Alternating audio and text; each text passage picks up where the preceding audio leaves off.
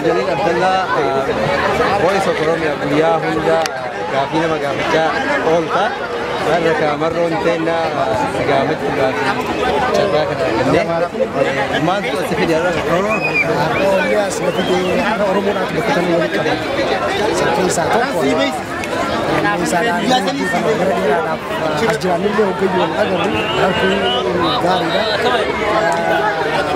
Uummanni keenya bakka kanatti wal qabamee ijoollee xiqqoo guddoodha gargaaraa dubartiidha hundinuu kan gammadee biyyallee wal isa keessa yaadata sansaas harmi sarraan paartoo seenaa sadii kan beeku. Oromoon naannoo kanatti minna waan jiruuf guyyaarraa wal argaa. Guyyaa kana guyyoota biroorraa maaltu itti wal? Guyyaan kun beeku biyya tana keessatti guyyaan kun guyyaa bilisummaati. Inni isa kana akka godhu guyyaa biraatirraa guyyaan bilisummaadhaa dubartiin jenne gargar hin jenne manguddoo hin jenne warra amantii garagaraati hin jenne guyyaa bilisummaadhaati. Guyyaa bilisummaa sanii fi biitti faranjiidhaatu guyyaa kana kabachi. Oromoolleen akkasumatti haala san kana keessatti yaadate jedheetiin amana. Hoggayyuu biyya isaa yaadata. Nama isaa kan bakka garagaraatti miidhamaa jiru kana yaadata. Warra bahara keessatti sababa miidhaa biyya keessa jirtuutiin bahara keessatti uumu osoo baqatu kana yaadata. Warra baqattoota karaa Yaman fa'aatti booddee tarbiyaa jirtan kana hunda yaadata. San hunda keessaa qabsatee gar tokko ofiifis wal jaalatee warra akkas akkasii sanillee cinaa dhaabbachuudhaaf waan biyya isaa keessatti deemaa jiru kan saamiinsa lafaa kan poolitikaadhaan moggeeffamuudha kana hunda yaadata Oromoon. San hunda irraa walitti duskachuudhaaf jecha bakka karaa ta'an guyyaan kun bilisummaa sanii fi waliin duskachuu saniitu adda godha guyyaa biraatiin.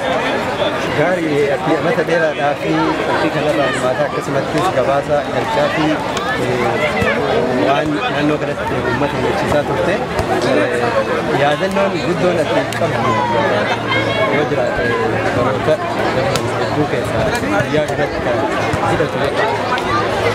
Dhugatti guyyaa kanatti fayyadatu indiiti qalbiidhaan ni bilisoomna jechaatu malas guyyaa bilisummaadhaa hoggayyuudhaaf yaadannoo kophaa naaf hin ta'u waan hoggayyuudha keessa jiraate soo guyyaa kanatti wanni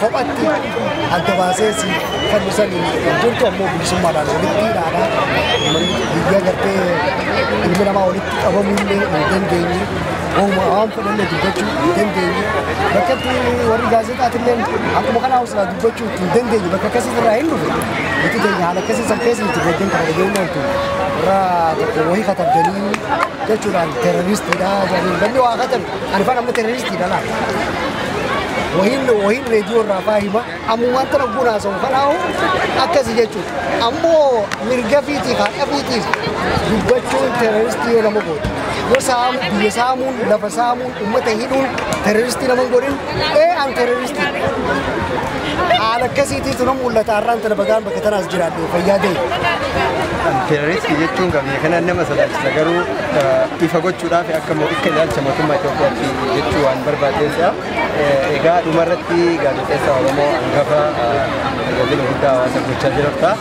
Miidiyaan Oromoo eessa jira jettee yaadda? Miidiyaan Oromoo yoo dhugaa na gaafatte miidiyaan Oromoodhaa bakka laafaadha jira.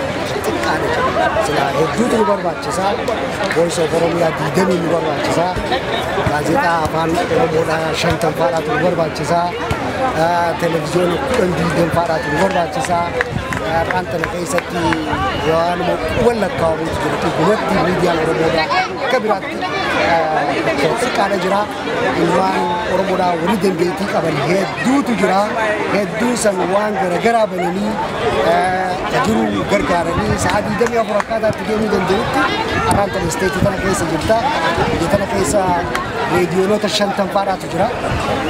lakkoofsa isaanii hagaan hin beekne tokkotti irra caalaa inni jidduu gaazexaa taatu waliin kum tokko baaraatu gandi hundi gaazexaa maxxanfaadhaan qaba.